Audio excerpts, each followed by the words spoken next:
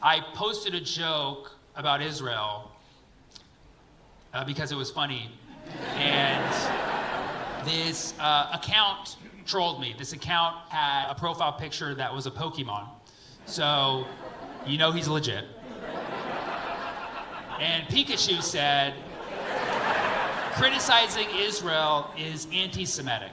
To which I said, why? He said, because Israel is a Jewish state. And I said, well, did you know that Israel is 20% Arab? So can't I 20% criticize Israel? Also, last time I checked, I'm an American, which means I can criticize any country I want. Yes. In fact, that's what we do best out here. We criticize countries we don't even know anything about. I think this is a basic human right that should be allowed across the world, that people should be able to freely criticize any country that they don't agree with the actions of. This is as simple as it gets. I don't see why there should be any disagreement. Do you guys remember in 2022 when Iran cracked down on its people after the massive protests? Can we all agree that that was an oppressive act by Iran's government and that was horrible and we should condemn that? We can all agree that, right? We can all agree. See, that's Islamophobic, okay? Because Iran is a Muslim country. Do you see how that's silly? That we can't just take the national religion of a country and use it to conflate criticizing a country with hate of that religion? That's so silly, okay? If we can freely criticize Iran, we can freely criticize Israel, okay? They're both countries in the Middle East. They both start with an I, okay? Sure, one's known for carpets, one's known for carpet bombing. I'm just saying, I can make that joke because it's only 20% of my set. I want to make it very clear. I'm against anti-Semitism. A lot of Palestinians are frustrated that we constantly have to prove that we are not anti-Semitic. Trust me, you talk to any Palestinian, we've been asked 1,000 times. And I don't get frustrated. I actually love it. I love proving to people that I'm not anti-Semitic. I'm like, no, come here, I love you. Like, I'm here to love, okay? I get aroused just thinking about it. Actually, I get aroused thinking about how much I love Jewish people. I love the Semitics, as Trump would probably say. I love the Semitics. Yeah, I'm not anti-Semitic. I'm pro-Semitic. I support Semitism. Yes. You know how pro-Semitic I am? I'm so pro-Semitic that I am Semitic. Yeah, you didn't know? Arabs are Semitic too. You didn't know that, Pikachu? How can I be Semitic and anti-Semitic at the same time? Do I just equal to zero? What is some matter, antimatter shit? It's like calling a tomato anti-fruit. It's like, I'm fruit too. Yes, if you didn't know what Semitic means, Semitic refers to Semitic peoples. Semitic peoples are people who speak Semitic languages, and the three main Semitic languages are Hebrew, Arabic, and Aramaic. So unless you know Jesus Christ directly, the Semitic people that you know in your life are Arab and Jewish people. Those are your Semitic friends, okay? Check in on your Semitic friends. They're not doing too well right now, okay? So that's what Semitic means, Arab and Jewish people. Now, just to clarify here, the term anti-Semitism originally was created to speak about hatred towards both Arabs and Jews. It was actually created by a Jewish Austrian scholar in the late 1800s in reference to a French scholar who was saying that the Semitic races are inferior to the Aryan races. And so this Austrian scholar said, hey, that's anti-Semitic, created a word. And then the Germans somehow heard about this and they said, yes, we are that. And he's like, no, it's supposed to be a bad thing. And the Germans are like, yes, we are anti-Semites. And so the word anti-Semite and anti-Semitic was popularized by the Nazis in reference to hatred for the Jews, because that's who they hated. And so the word became popularized as hatred to Jews. And so that's how double racist the term anti-Semitic is, because it was intended to mean hatred towards all Semitic peoples, and it became popularized as only hatred for the Jews. So not only is it horrible because it's about hatred, but it also left out the Arabs. It's double racist. So I know that's a long history lesson, but I typed it all out in the YouTube comment to Pokemon. And he just responded, ... And so I said, in conclusion, yes, anti-Semitism is typically meant about hatred towards Jewish people, and we must condemn that, but also do note that Semitic people include Arab people. So in a sense, the term is also hateful to Arab and Jewish people. And Pikachu finally responds. He says, well, I don't hate Arabs and I don't hate Jews, I just hate you. Well, the truth comes out, I see. I'm like, well, I can live with that. I can live with that. But just so you know, that is anti-Semitism.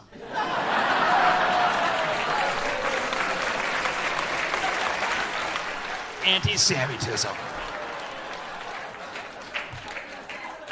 There's a genocide going on in Gaza, and if you're not entirely sure that it's a genocide, look up the definition of genocide. And if you still don't think it's a genocide, you don't understand how definitions work. The word genocide upsets a lot of people. People are like, no, it's not a genocide. And you're like, why? You're like, because it doesn't feel like a genocide. Oh, is that how we go by now? What you're feeling, it's a genocide. So much so that South Africa has tried to charge Israel with genocide. If South Africa goes after you for racism, you know you don't up. And they're making their case, but I think they could have been a little more aggressive. The only mistake I think South Africa made was they didn't hire Cat Williams as their prosecutor. And this motherfucker's fake, and this motherfucker's fake, and this motherfucker is an industry plant. Only some people saw the interview, that's fine. But yes, it's a genocide if you look up the definition. It's a genocide. I've heard a lot of people try to argue that it's not. Like, it's not a genocide because there's still Palestinians left. Like, what the f***? That's not how it works. The worst thing I heard was, oh, how is it a genocide if the Palestinian population keeps increasing? You're like, first of all, how do you know that? You're clearly tracking the population, which sounds like somebody who would commit genocide would do. This one guy was like, how is it a genocide if the Palestinian population has increased by 500% in the last 50 years? I'm like, okay, you're definitely trying to commit a genocide. You are tracking that population way too hard. But it's true. The Palestinian population has increased by 500% in the last 50 years. It's almost doubled in the last 20 years. Why? Because they're trying to counter a genocide by multiplying. That's how you do it. Take notes. Because Palestinians, they're using the one weapon they have. It's not rockets, it's not rocks, it's drive. You know what I mean? Palestinians are really good at procreating. I mean, like, really good, okay? I mean, like, really good. Trust me, like, really good. From the river to the sea, we be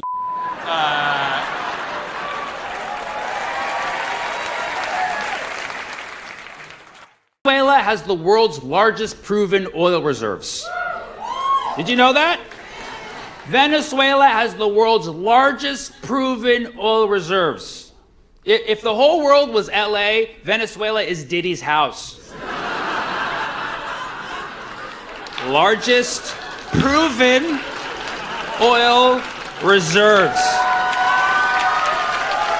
Okay? So they got the most oil in the world. And we are interested in overthrowing the current regime there, but it's not even about oil, it's about drugs. The oil happens to be there. Oh my God. What a coincidence. They're like, we're just here for the drugs, man. Oh, you got oil? Oh, shit, what's up? You got oil? Oh, I guess we'll stay a little longer then. You got oil? Oh, shit, dude, I didn't even know you had oil, man. I love oil. Is that good? Oh, that's good, man. That's good stuff. Ooh, that's good. That's so good, man. We started by seizing and bombing the drug boats. The drug boats that we couldn't even prove were drug boats. And now we just seized an oil boat. We just seized an oil boat off the coast of Venezuela. Okay? What happened to the drug boats? Okay? But in our defense, of course, oil is our drug. Okay? Right? We love that shit. Okay? And so they just seized an oil tanker off the coast of Venezuela, and it was done in a very illicit manner. Okay? It was done in a very shady manner, if you will, allegedly. Okay? When you seize a ship, there is protocol. That's kind of weird that you're like, oh, seize my ship politely, please.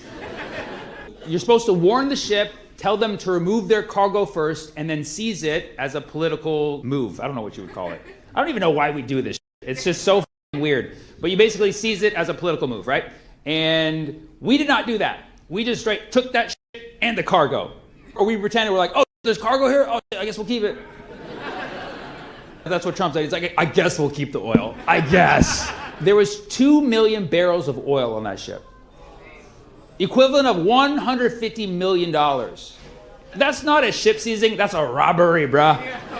Okay? You wonder why crime is so high in America? Look at our role models, dude. That's not a ship seizing, that's a ship jacking, okay? We straight up took the oil. 150 million barrels, man. And all of us Americans should look at that and be like, that's a crime. That's a crime.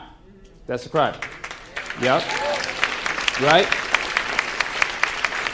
As an American, the only two logical thoughts you can have are, that's a crime, and are you going to share it with me? That's the only logical thought you could have. But you got to have the first one first. Okay? No, of course. We don't want stolen oil, right, guys? We don't want stolen oil? No? No. Okay, good. Well, stop using oil then, because we're kind of stealing it from like everywhere, though.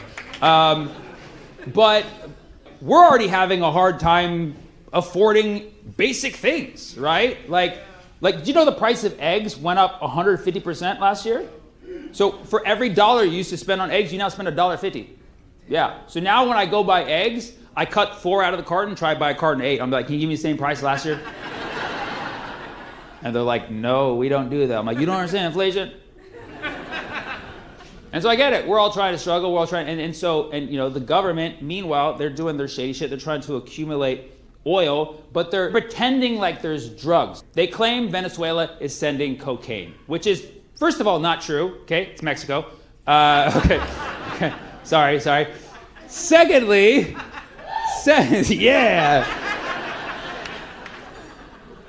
Secondly, if you're waging a war on cocaine, you're really disregarding the literal, possibly thousands, possibly even millions of tax-paying cocaine users in the United States, okay? I'm just saying, there's a lot of them out there. You may not know because you haven't busted in the bathroom at the right time, but you'll see it. It's out there. Wall Street is fueled by cocaine, okay? If you remove cocaine, our stock market will crash immediately. Like, you don't even know how many people in this country use cocaine. Okay? But, see? Is it ironic that he's the only one laughing? He's on another level. He's on hyper speed right now. This guy's time travel in his own mind. But that's not even the problem with cocaine. They're claiming that the problem is people are ODing on the cocaine because it's laced with fentanyl. Okay, fine. So then go after the fentanyl, right? And they're saying, well, the fentanyl's coming from Venezuela. No, it's not. It's also coming from Mexico. Sorry, I'm not trying to pick on Mexico here. I'm just going with what I read, okay? The chemicals that make fentanyl come from China, and some also from India. Shout out, okay? Okay, so it mostly comes from China, some comes from India, and then it's cooked in Mexico, okay? Which just sounds like a racist American joke. We get the parts from China on the cheap. India comes through with the tech support. And then the real work is done by Mexicans in the kitchen. I'm not making that joke. This is how fentanyl is made, okay? And then we're the dumb Americans who are like, yum, fenty, yummy, yummy, yummy. Me likey so much. So we play a role in this shit too. But they're claiming it's fentanyl, and they're claiming that Venezuela is aggressively pushing it when there's no evidence to support that, and they're trying to use words to intimidate us. They're saying, they're narco-terrorists. Which, as a Middle Eastern person, I find that offensive, okay? Because that's what you used to call us. You can't just give away our slur. You know what I mean? If they're narco-terrorists, am I just an original terrorist? Like, what? Am I a standard terrorist 1.0? Am I an OT? Narco-terrorists. You can just put a word in front of terrorists because it's a different race of people. Are Asians math terrorists? That's not cool. And of course, white people, domestic terrorists, right? That's what it is. That's what it is. They want the oil. They're pretending like they don't want the oil. It's so specific because they want the oil in the exact way they want the oil, all right? Maduro is now running Venezuela, and he's even offered us some oil, but not all of it, and we don't like that, right? So they want to remove him. They want to put in our puppet, Nobel Peace kind of winner thingy person. They want to put her in. and replace Maduro. And Maduro, maybe he didn't win the election fairly, but it's like, neither do we out here, And so we're claiming it's also about democracy. And Maduro, he's trying to work it out. He's like, listen, I'll do anything except step down. And we're like, okay, we hear that, and we'll do anything except not let you step down. And so we're kind of at like a gridlock, and they're pretending it's about the drugs, but it's about the oil, and they're just acting like they can just go to a country and just take it over. This is the problem with calling the United States America. Right? We see other places in the world that also have America in the title, and we're like, oh, that's ours, I think. They're like, oh, that's just South America, right? That's us. All we have to do is cross the Gulf of America to get to the south part of America. So shady, man. The United States really is the Diddy of the world. You know what I mean? We like to control everybody. Sure, we help some countries, but we also molest them. Yeah. Some countries we hate so much that we have them taken out, pretend like we didn't do it. Yeah. We're addicted to oil.